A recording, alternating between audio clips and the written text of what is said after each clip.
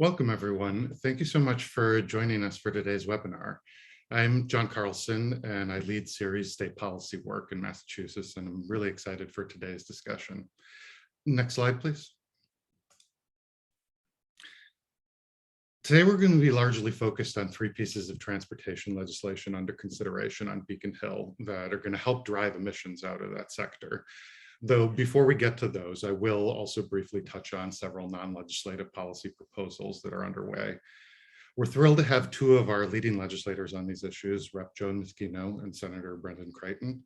We'll also be hearing from environmental justice leaders, including Sophia Owen from Alternatives for Community and Environment, Olivia Nichols from Green Roots Chelsea, and that panel will be moderated by Stacey Rubin of the Conservation Law Foundation. Next slide, please. We'll have two separate Q&A portions, first for the legislators and another later after the EJ panels. Feel free to submit questions at any time during the program, and we'll keep track of them and surface them when appropriate. Next slide, please. So for those who aren't familiar, I work for Ceres. We're a sustainability advocacy organization working with some of the most influential investors and companies to build leadership and drive solutions throughout the economy to tackle our greatest sustainability challenges, including climate change, water scarcity, pollution, and equitable workplaces. We do this by leveraging Ceres' powerful network of investors, companies, and public interest groups to accelerate and expand the adoption of sustainable business practices, clean energy, and clean transportation policies. Next slide, please. That advocacy series is really centered through the Businesses for Innovative Climate and Energy Policy, or BICEP network. This is our policy advocacy network of businesses committed to working with policymakers at the federal and state levels to enact meaningful energy and climate legislation consistent with our core principles. We have over 70 members now, including some key recent additions in Massachusetts like Blue Cross Blue Shield. Next slide, please. Relevant to today's program too, I do want to highlight one other network that we launched a little over a year ago called the Corporate Electric Vehicle Alliance. Now, this is an alliance of companies that specifically own large fleets of vehicles and are trying to transition them to zero emissions. We work with them to engage with vehicle manufacturers, with utilities, and other interested parties to ease the transition to decarbonized transportation sector. Next slide, please. So, to get specific into Massachusetts, I just do want to lay the groundwork by noting that transportation is the largest sector of emissions in the state, and we have obligations and mandates in the state where we're going to have to decrease it.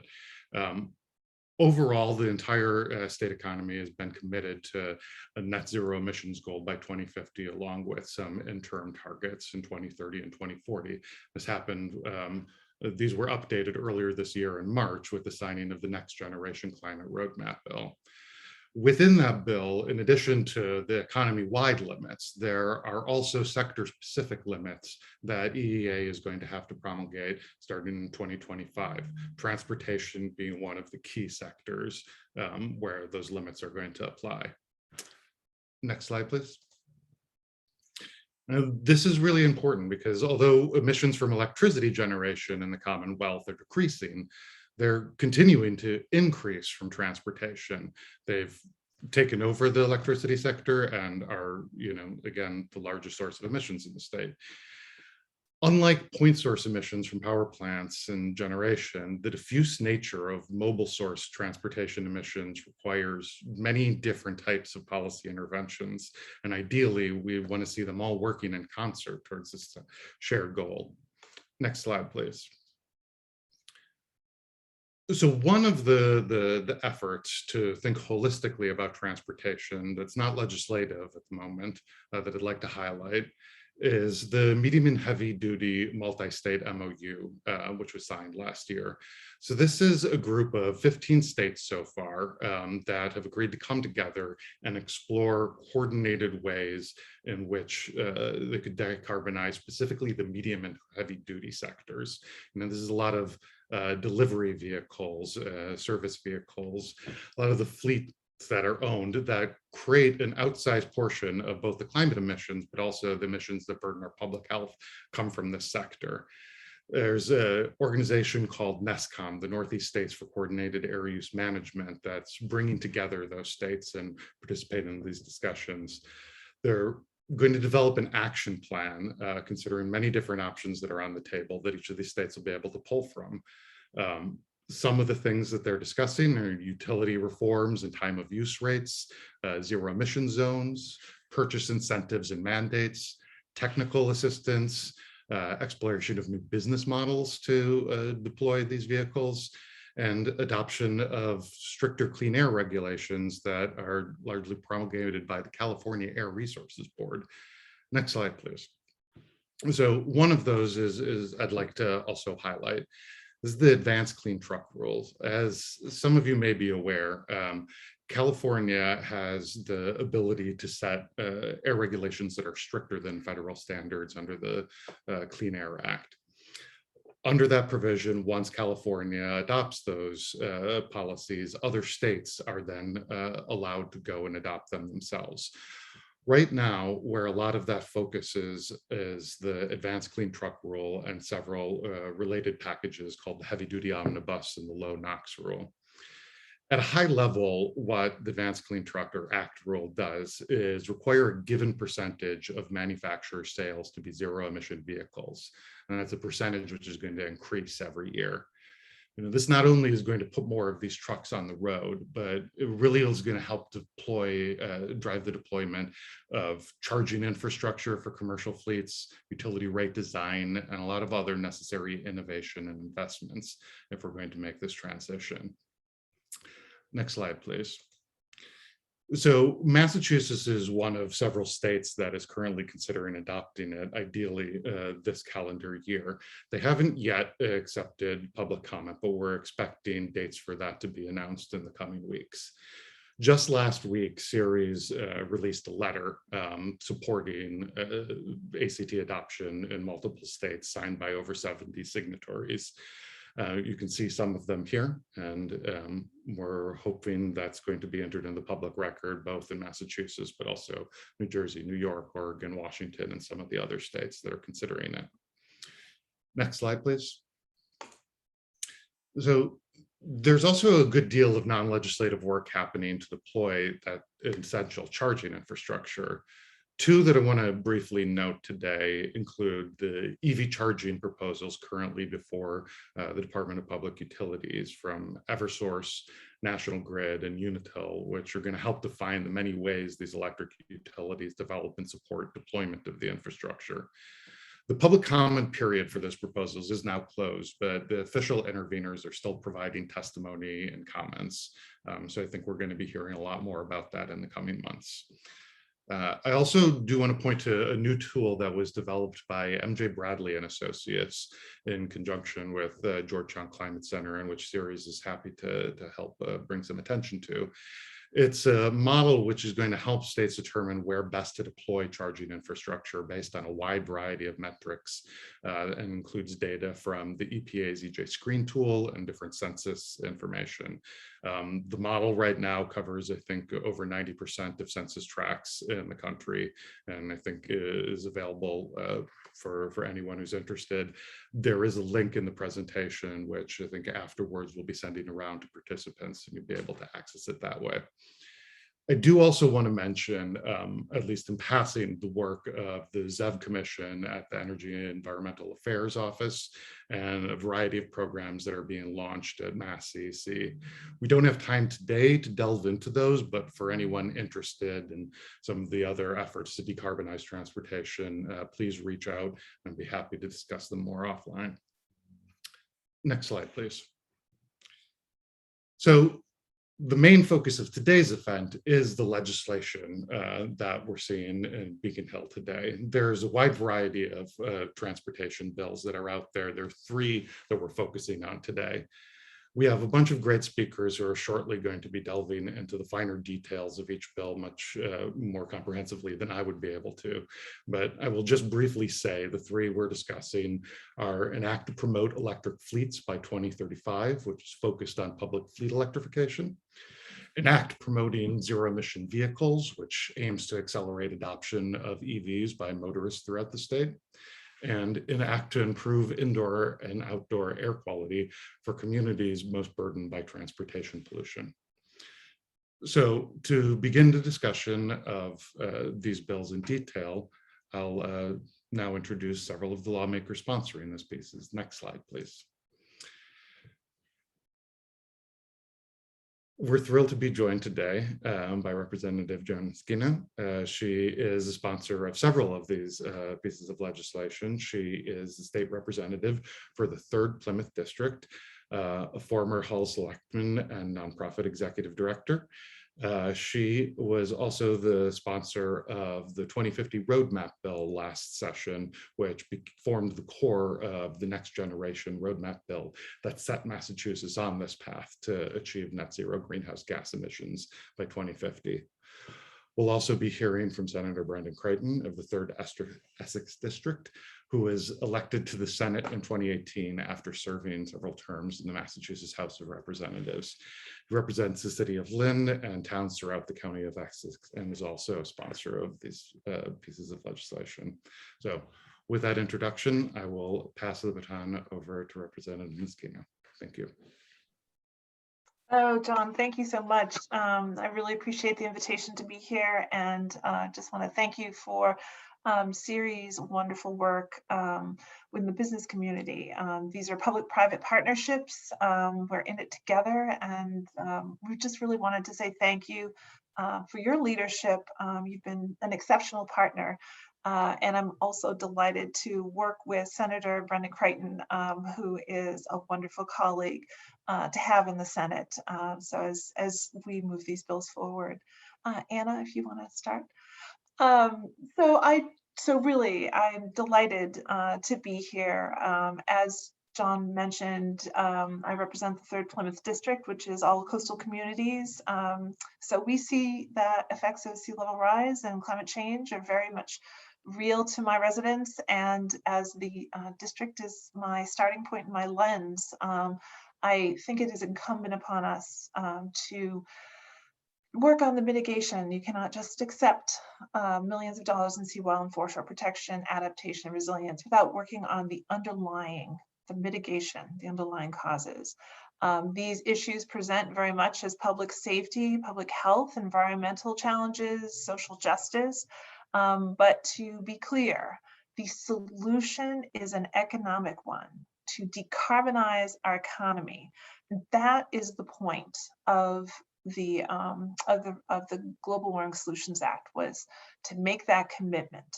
And I filed the 2050 roadmap, which became the next generation roadmap when we moved it this past session. Because we need a plan to achieve our greenhouse gas emission reduction goals to decarbonize our economy. And now we have one to align all of our efforts. I was just going to walk through the policy landscape real quick. I was just going to talk a little bit, although John already explained why transportation is so critical. And I was just going to give you a really quick refresher on the roadmap, because there's a few parts of the original roadmap bill that I wanted to highlight to you why they're so important and how we move forward. And then I wanted to jump to the bills really quickly, and then you can ask whatever questions you want. Anna, the next slide.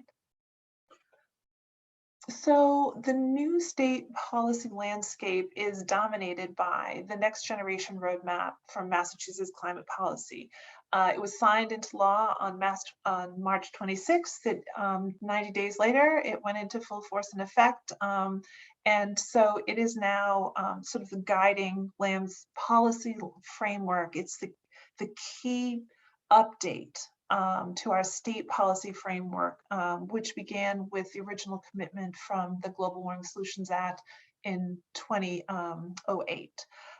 Basically, what it does is it created the actual technical document of the 2050 roadmap, the actual plan on how we're going to decarbonize over the next 30 years.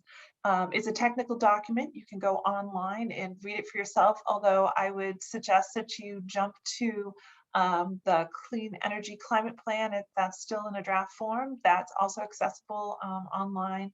And what those really are it's us beginning the work.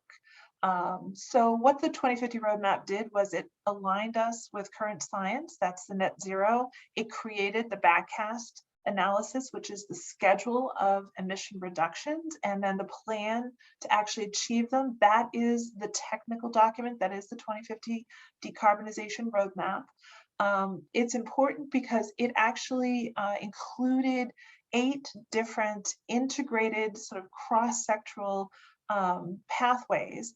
And it was very much meant to reflect not just energy, but to reflect all of the sectors that we need to be tackling at the same time. Goals matter. It set strong 2030 and 2040 goals. We set a floor. It was ambitious, and the point is to drive ambition, to drive innovation. It was meant to be an iterative process so that there is great public input and accountability out. And it's really meant to be the document and the sort of the space that shows environmental affairs, energy and environmental affairs, and the sister agencies how to do the work. And the first piece of that is that 10-year plan. And now we need to do the work. Next slide, Layla. As John said, I don't need to repeat this. It's clear from all of the current data, this is from 2017, that transportation and buildings are the 2 big sectors, transportation being the biggest one. Really, it is about electrification, right? The first 10 years was greening the grid, and we were able to do that about 20 million metric tons out of our greenhouse gas emissions in the first 10 years. And now we need to continue that work. That's why you hear us talking about wind, storage, grid modernization, sequestration. But now as we enter this second 10-year period from 2020 to 2030, we really need to get to the work, and the focus needs to be on transportation. It's the largest sector. It has the most opportunity for immediate impacts. Next slide, please. So just some quick things I wanted to highlight about the actual roadmap bill. The goal is now net zero. That actually isn't that much further than the original 80% by 30, but it's going to be tough. And that's where there's urgency, why we need to start getting started now, because it is going to get harder as we go along. We've already picked all the low-hanging fruit. Those strong interim goals, as I mentioned, are meant to be ambitious, and they are meant to drive innovation in our economy. Because don't forget, this is an economic solution. It is a 30-year schedule of carbon emissions.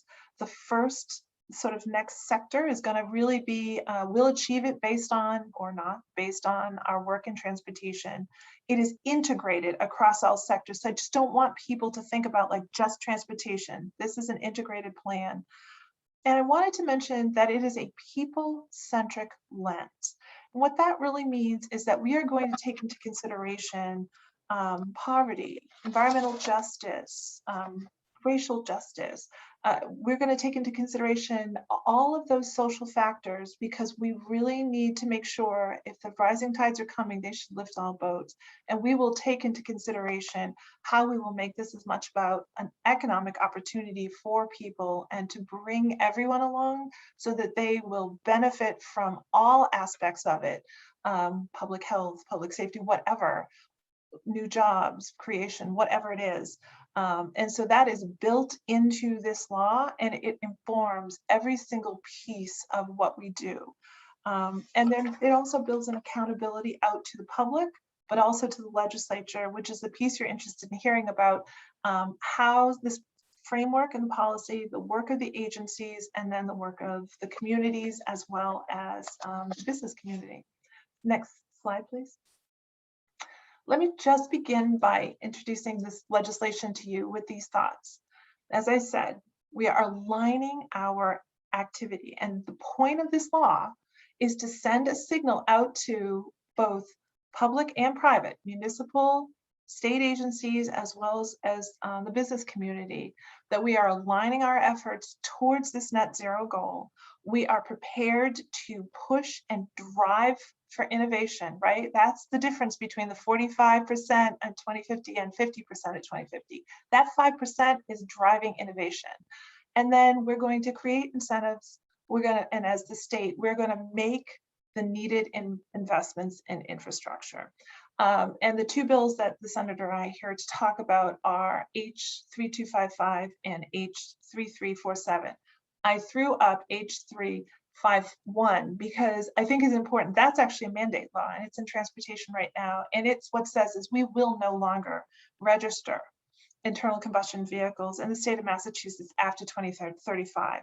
And we filed that because it is the flip side to the incentive and the investment coin. And I just wanted to mention it to you. It aligns with current policy in California and a few other states with what the industry is kind of tracking to do.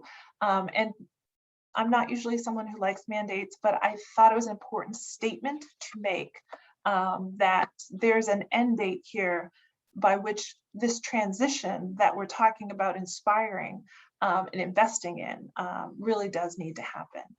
So just really quickly on the H3255, an act to promote electric fleet vehicles is really the point of this whole thing is to require that all publicly owned or leased vehicles with a public purpose be electric by 2035. The bill is very concrete. It has very pragmatic plans. It is a phased-in approach, mirroring the 50% and the 75% with ambitious goals of 50% by I think it's like by 2025, I think it's 75% by 2030, and then 100% by 2035. And it becomes really important because it's what tells everybody that they need to start purchasing electric vehicles immediately. And that is the point that's going to start to transition. If you're looking to purchase it, then people would be looking to provide it. At least 40% of those purchases in 2022 need to be electric, 60% by 2023, 80% by 2024. So it's meant to be very ambitious around it. Is prioritizing deployment of the public EV fleets, serving EJ communities in particular, where ostensibly our goal here is to decarbonize our economy, but let's be mindful of the fact that there are tremendous public health benefits that come from this. And so now that we have a law with environmental justice and a hard, firm deadline, and we can identify those communities, we really need to be serving them as along the way. And the co-benefits can't be underestimated or understated. We'll be incentivizing the transition of the fleets, including those for ride shares and ride hailing to electric vehicles. And the thing that I also wanted to emphasize about this particular bill is that all of this activity creates jobs. And if you think about what infrastructure, and I'll let Senator Creighton speak next and speak to sort of that investment in the infrastructure charging stations, which is in both of these bills, that creates jobs. That's about workforce development and trainings. And that is another key component of really helping people move upward mobility as through this whole process comes. I will just pause and note that the I guess, how do I want to say, the original Global Warming Solutions Act was in place for 10 years. We had 10 years of experience, and all of these changes are reflected, our experience with all of those bills. That's part of the iterative process I was talking about. But what we did, one of the key economic things we learned was that we gleaned about 110,000 green jobs. So this is both powerful tool for economic investments and economic recovery in the pandemic, as well as economic growth of a new sector for the larger Massachusetts economy. It is about, you know, our environment and saving and arresting the problems of climate change. And it's also about public health. And so I'm just delighted to be here, and I will, if you, I'm sorry, Anna, if you could go to the next slide just real quickly. That has all of my contact information. I look forward to hearing your comments and your questions today. And you know, please always feel free to be in touch on any bills that are important to you, or any topics or any comments you want to share. Thank you so much.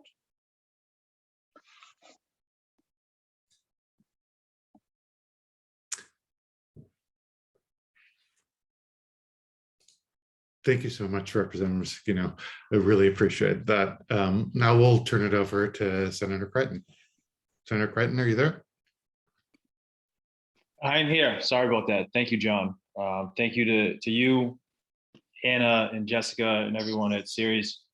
It's a great opportunity to speak here today, and always great to join Rep. Machino. We've known each other for quite some time, and I've greatly admired her work before she was in the building in this space, and also now. You know, she talked a bit about the 2050 roadmap, but she really covers a wide range of issues and is a trusted friend and ally. Some folks think the House and Senate can't get along, but we try to dispel that rumor. I should say at the start, we are in formal session right now, so it's kind of unusual having the Senate chamber on my phone and then giving a PowerPoint presentation on my laptop. But if I have to step aside for a roll call, I know Rep. Machino can fill in for me. And it has been about 10 years since I've given a PowerPoint, so I may be a bit rusty, but let's give it our best shot here. So one other group too, sorry, the ZEV Coalition, which helped bring us together around these bills, have been tremendous partners. So with that, today I'm going to talk a little bit about Senate Bill 2151 and House 3347, which was referenced earlier. If we go to the next slide, please. So in Massachusetts, and I know Joan and John had already kind of painted this picture a bit, but the existing electric vehicle rebates program, the MORE EV, it's running out of funds. And these funds have historically had a lack of focus on equity. So only 9% of the subsidies have gone to low income zip codes. And if you look at my map, and I think it comes up a little bit later in the slides today, I represent 6 communities in the 3rd Essex District in Massachusetts. So Lynn, Lynnfield, Marblehead, Nahant, Saugus, and Swampscott. And really, you can really see the disparities just driving around. If I'm out in Lynn and I see an electric vehicle, it is a shock. It's like seeing a Lamborghini drive by. And when I'm in other parts of the district, it's far more common. And it really is a major issue of access. And it's pretty apparent both with the supply of EVs, but also the charging stations. Thank you for putting up the map. If you don't mind going back to the previous.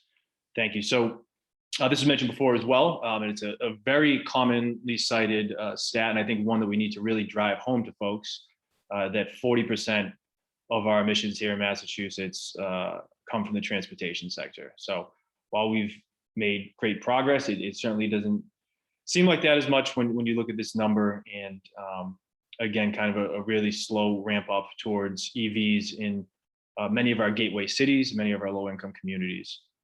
And obviously there are impediments for consumers when they're looking to purchase an EV. And in Massachusetts, we're anxious about a lot of things, in particular about traveling. So we have a very, not a 21st century, I'll be generous, not a 21st century public transportation system.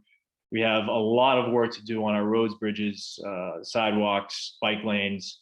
And then when it comes to the EV space, you know, folks have a genuine and I think well-founded fear that they're not going to be able to get to a charging station at a time when they need it.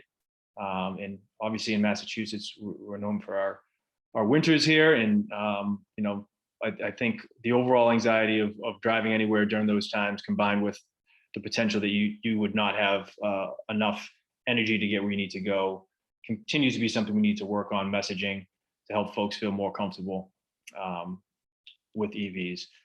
If we could do the next slide, maybe the next 2 slides. Yes, thank you. So just quickly, this bill will create a new point of sale rebate for the purchase or lease of battery, electric, fuel cell, and plug-in hybrid electric vehicles for low to moderate income households. And that's a key piece there. We are not, targeting all consumers. While we want everyone to drive, we want to make sure that we have access and equity here in Massachusetts. And this would target EV adoption in low income and EJ communities. As I mentioned, the city of Lynn, a working class city that historically has had many impediments towards our access to transportation, and is really anywhere we go, we are surrounded by emissions, whether from over industrialization, from our congested traffic, some of the worst traffic in the country, along 1A heading in towards Boston, and our fleet of public transportation as well. So whether buses or commuter rails are all spewing out diesel emissions, and we want to make sure that the opportunity to own an electric vehicle is here in communities like Lynn. So to just build off of that, we prioritize affordability for low-income communities as well as regional equity, and it requires stakeholder engagement with targeted communities to develop this program. Again, not to be so parochial and just focus on Lynn, but we have over 40 languages spoken in the Lynn public school system, a very diverse people from all over the world here, and we need to make sure that we are reaching out, working with stakeholders in the community, meeting people where they are, to help them understand the benefits of EVs, but also how they can afford and how they can get access to EVs. So that stakeholder engagement is crucial. We've seen it in many other spaces in our as we pursue cleaner energy. Here, we need to communicate with people, and we need to be very intentional about where we're reaching out to. Next slide, please. So this would also expand charging infrastructure across the state. I talked a little bit earlier. If we wouldn't go out and buy a regular car if you didn't think that there were gas stations within 20, 30 miles. And in Lynn right now, I couldn't tell you if there is. I don't believe there is an electric charging station in the entire city, and it's a big city, as you saw on the map. So how are we going to incentivize people to purchase these vehicles if we don't have a way for them to charge?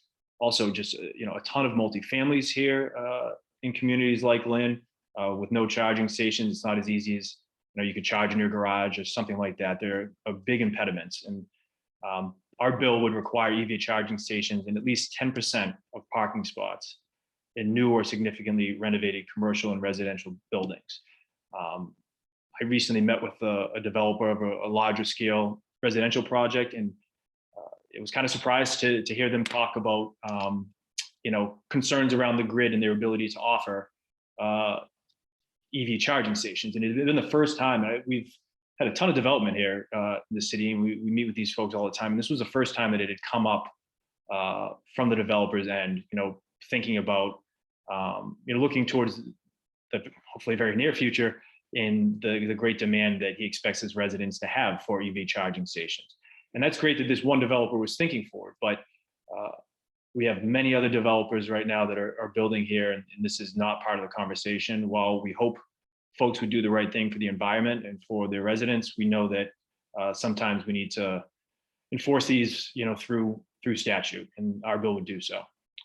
It also requires the state to identify high priority locations for charging stations based on traffic volume, proximity to EJ communities, locations with high level of air pollution and other factors.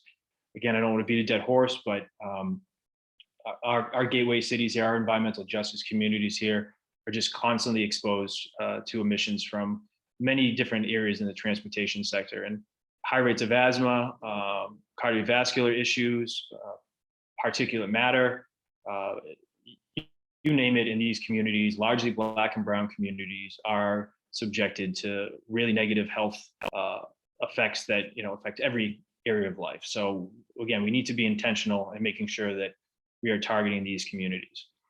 It also encourages collaboration between state and local governments to develop curbside electric charging stations when off-street residential charging stations aren't possible. We need to have some flexibility there. Not every every area is going to have that off-street residential charging available, and we want to make sure that everyone has access. Next slide, please. Lastly, the bill would require the registered motor vehicles to disclose upon registration the type of vehicle and address of registered owner to utility companies. You know, we want to empower consumers as much as we can with this bill and with these policies. And obviously, there are many different factors in terms of rates and other key information that we want to use to promote the cost savings. You know, we're able to move consumers oftentimes by not only showing the environmental impact, but also the ability to save money on their energy costs. With that, I will just quickly give a shout out to the Sierra Club and Transit Matters, who today, we've worked with them on a number of these bills as well, just released a report that I hope everyone checks out about shifting towards 100% electric buses and prioritizing EJ communities in that. So it just came out today. We're excited to use that information to help further our argument on a lot of these policies. And I think I'll pause it because I know we're a little bit over, and I do want to have time for questions if that works for you, John. That'd be great. Thank you so much, Senator. And again, thank you for joining us today, given you have this formal session happening at the same time. And Reverend Sheena, thank you for coming back. We are running a little bit past, but I do want to at least quickly throw out a couple of questions for you before moving on to the next session of the program. And this kind of really want to discuss some of the things that aren't necessarily touched on directly by your bills, but are kind of adjacent to them and maybe the next steps if we successfully enact these. So for one, the fleets bill that you guys are sponsoring is largely focused on public fleets. How do you think we should be encouraging private fleets to transition to zero emission vehicles, given how much what a large percentage of the vehicles on the road they are? So that's a great question. I think that one of the things that's important here is so there's actually two pieces. Part of most fleets that are public fleets, setting aside, say the MBTA, and tend to be privately owned. So but they're used for public purposes. And so by pushing both at the state and the municipal level to transition the ones that are used, and we can call for that, right? Because we're the ones putting out the RFP, we're the ones saying how we expect the business to be done. And so people will step forward responsive to those calls for action, to those RFPs. And it will naturally start to infuse in. And I think the consumer plays a big part in this as well, because if people are hopping onto a school bus and it is electric vehicle, but then they turn to hop on, say, a private bus, or say a campus bus, and it's not, I think people do step forward and use their voice. But probably the single biggest thing that we can do is actually make the investments in the infrastructure. And that's what this is really is what state can do, is put those investments in infrastructure. And then it's about creating other incentives to start to shift it. And then finally, we always have mandates in the back of our pocket. And as I mentioned, we've proposed a bill that simply says we will not authorize or register an internal combustion engine after a certain point. And that's not my preferred way. My preferred way is to educate, to socialize, for consumers to call for it, and for government and industry to be responsive for it. But we have put some pretty strong goals in place. They're enforceable, and we're driving innovation. So the whole point is to align it all in that direction. Thank you. Thank you for that. I think we've got time for one last one before I kick it over. And I do want to see if either of you have comments on what role mode shifting in mass transportation should play in cleaning up transportation. So much of our discussions today is on the transition of vehicles, but obviously the transportation sector is more than just individual vehicles. It's about moving people and goods, and there are other ways to do that. Senator? Yeah, I'll jump in. I'm sure Joan has a lot to offer in the space as well, but I think it's crucial to, while we are pushing for more electronic vehicles and cars, we need to shift people towards mass transit. And it's been an interesting few years where there's been a lot of evidence and a lot of push for kind of transforming our commuter rail line into a regional rail and electrifying those lines. So recognizing that we shouldn't have just this luxury rail line for folks working 9 to 5, but rather have something that has more frequent service at price points that people can afford. So in Lynn, for instance, it's $7 for a one-way trip to Boston. You can see Boston just around the corner from me. It's short 10 miles away. Yet most of my consumers are denied the ability to get in there. And by electrifying the lines and getting rid of these old locomotives from the Wild West and putting in electric vehicles that can start much quickly and more quickly and come to a stop, will increase the frequency, which gets us to that price point and helps the communities of Chelsea, Revere, Lynn, and Everett from having to just inhale the constant diesel from these locomotives, as well as the congestion that results next to it. So I'm a huge believer that we're not going to get to our mission goals unless we do shift folks towards mass transit. That being said, the system now, open up the paper any day of the week. We're not investing what we need to. We're not transitioning to electric vehicles and fleets as quickly as we need to. So there's a lot of work to be done in this space, and I look forward to working with all the advocates here today, as well as Rep. Machino, to making that a reality. Thank you so much again for joining us. We do need to move on to the rest of the program, but I really appreciate you taking the time.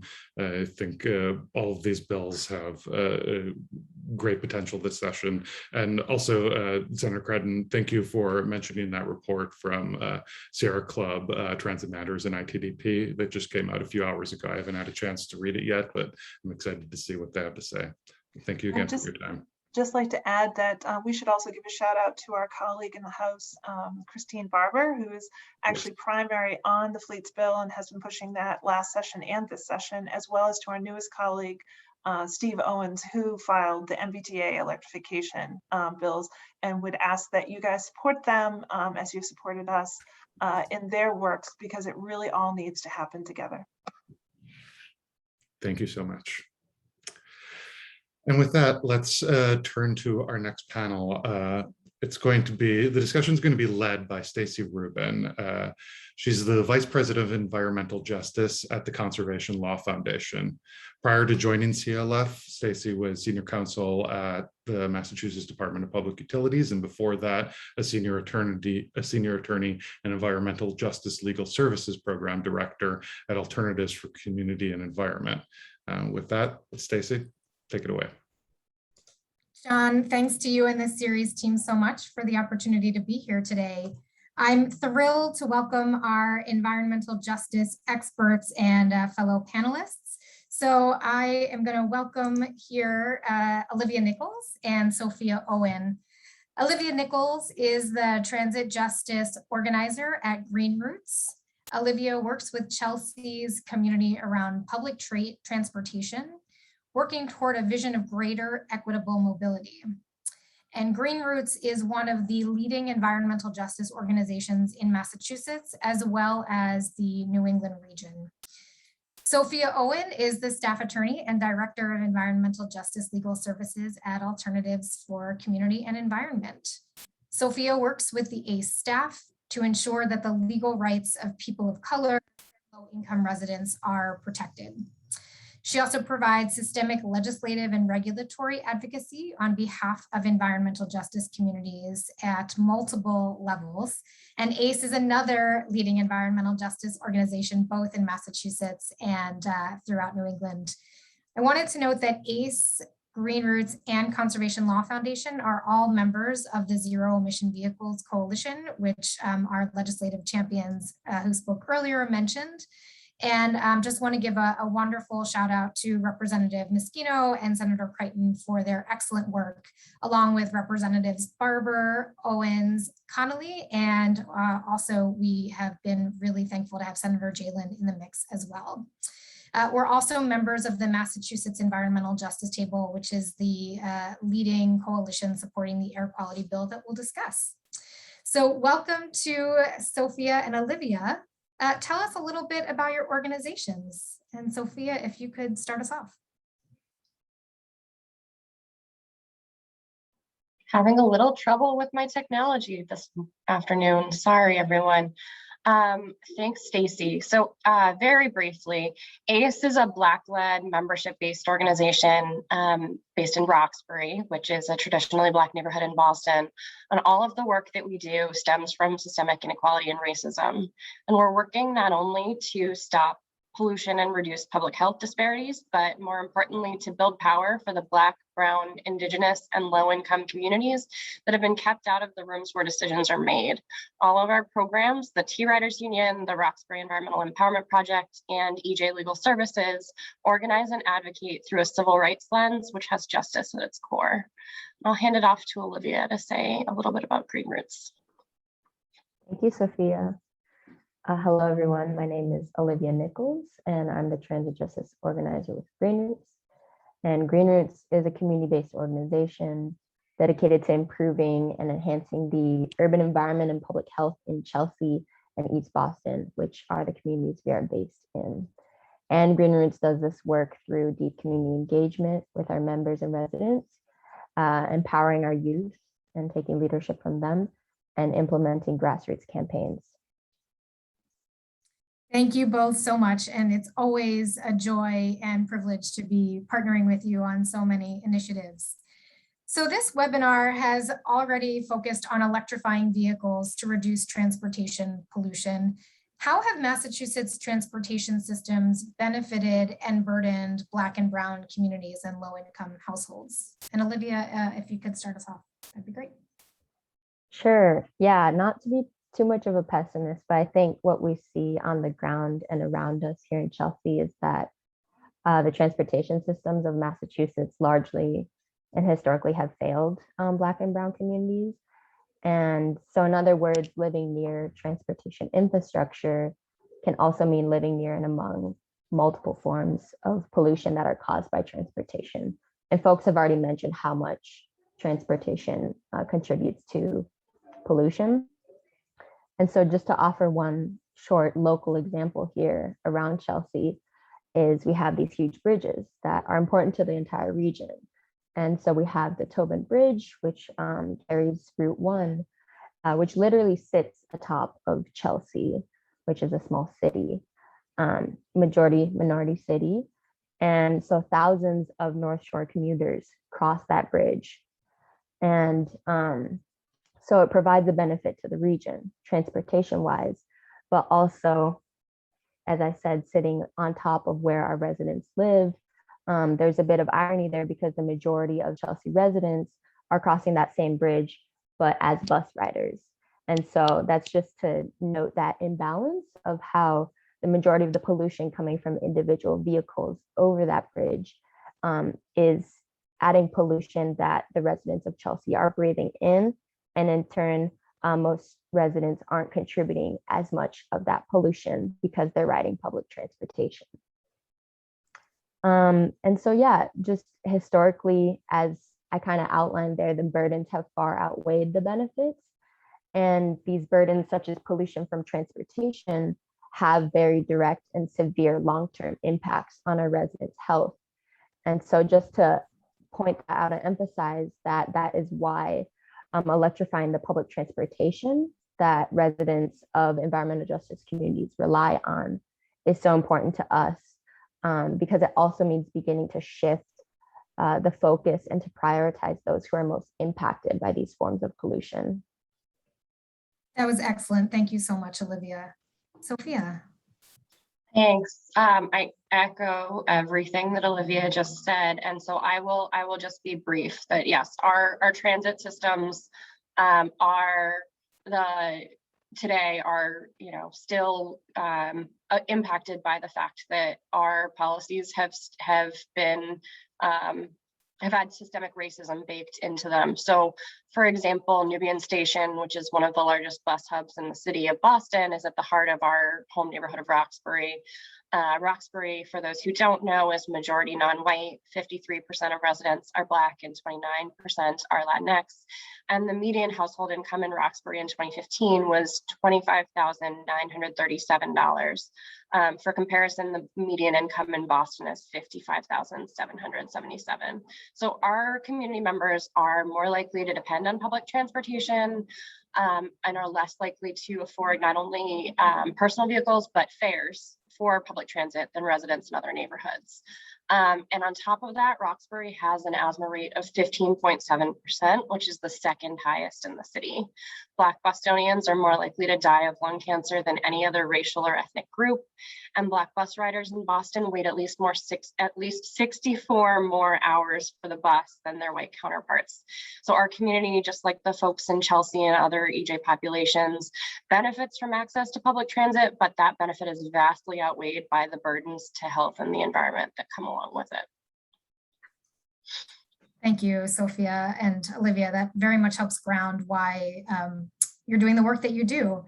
So I know that we don't have a lot of time, so I'm actually going to advance this forward to the air quality bill. So the bills that we heard Representative Niskino and Senator Crichton discuss are ones we all support and we're really excited about.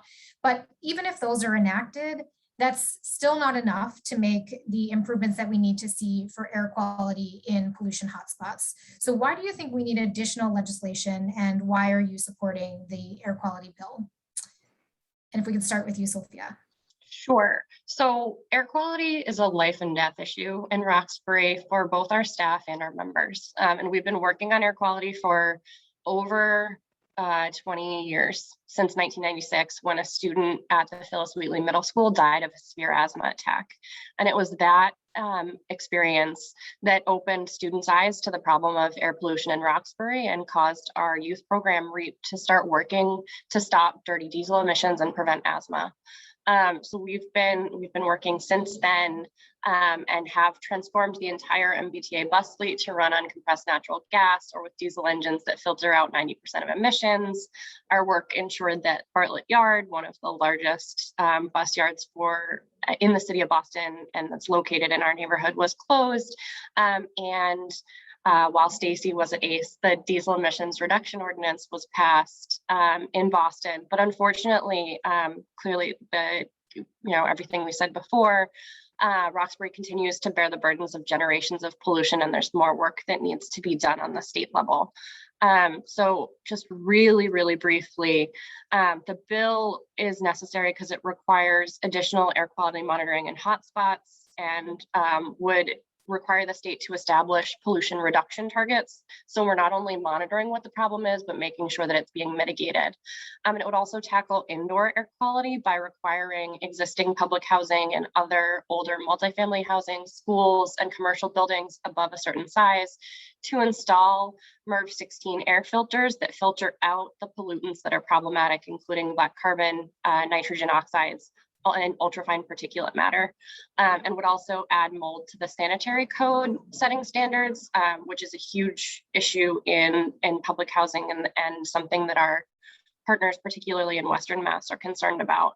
And the last thing I'll say before I hand it off to Olivia is just that we know that even if we implement policies designed to lower emissions from transportation, that disparities in air quality and public health outcomes will continue to persist in 2032. And there was a Harvard study done last year that confirmed that. So we need state action that's bolder to address these systemic issues. Thanks, Sophia. Olivia. Yeah, air quality is huge, and I feel like sits at the intersection of transit justice and environmental justice. And so historically, kind of on R-based communities at Green Areas of Chelsea and East Boston have been housing huge transportation infrastructure that provides these regional benefits, yet has resulted in really high air pollution for the residents who lived here, either recently or long-term residents. And I already mentioned the Tobin Bridge, but there's the Logan Airport in East Boston, which takes up a third of the landmass of that neighborhood. In Chelsea, we also have the New England Produce Center So we have a lot of freight trucks that are going down residential streets, going in and out, and then distributing produce across New England. And so that directly for folks who live here looks like really high asthma rates from youth to adults. And I personally have friends who've grown up in East Boston, and they just know that they have asthma from growing up in the neighborhood because they grew up playing in parks underneath flight paths and so close to congested highways. And so to bring us back, I think that additional legislation around air quality is needed, because if the infrastructure that I named and the vehicles that those other bills are addressing are the source of the pollution, then the very poor air quality, particularly in environmental justice communities, is the impact or the results of that also need to be addressed. And nonprofits like ours do fight, and we don't always have the funding to do it. But we've been working on getting air quality monitors placed in the city, in Chelsea and East Boston, but it's simply not enough. And so this is why we're calling for larger scale systemic legislation like this, because we just need far more accountable action from the state to not only monitor historically past and present what the air quality is actually looking like, but in order to further us into action to actually mitigate all of this air pollution that's stemming back from the transportation. Excellent. And really, again, it's such a privilege to partner with you on this legislation. I just want to ask one final question before we turn it back over to Ceres. What role do you see public transit and vehicle electrification playing in cleaning up transportation? And in particular, the bills that we've been talking about today have a priority requirement for electrification on routes that serve environmental justice populations. What do you think, Olivia, if you could start us off? Yeah, I can hop in. I like visioning questions. So yeah, I think it could play a huge role because I think from our perspective, it could mean a lot for the movement on who actually feels like they're included in these broad shifts. So we hear a lot of like trendy talk about climate change and electric vehicles, which are important because there's so many going through our communities. So obviously we want those to electrify too. But I think, as I already mentioned, the majority of folks like our Chelsea resident don't own cars.